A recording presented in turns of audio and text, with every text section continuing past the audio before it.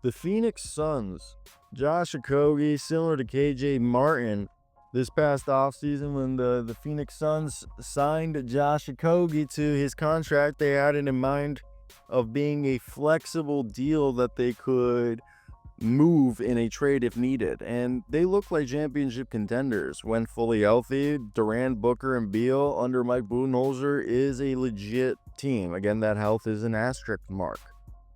And this offseason, they fortified its bench. Royce O'Neal was re-signed, and he looks fantastic.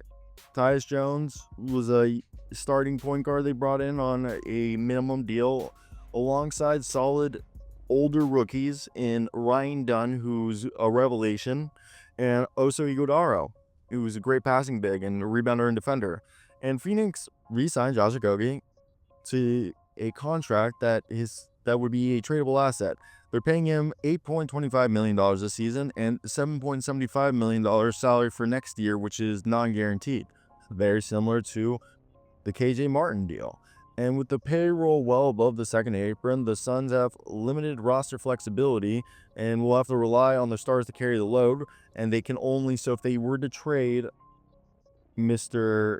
Josh Okogie, they have to take back a salary that is less than $8.25 million this season. So we've talked about a lot this video, Nick Richards and Vasi Micic, they could only trade for one of them, but each are making under $8 million. So that is a tradable salary.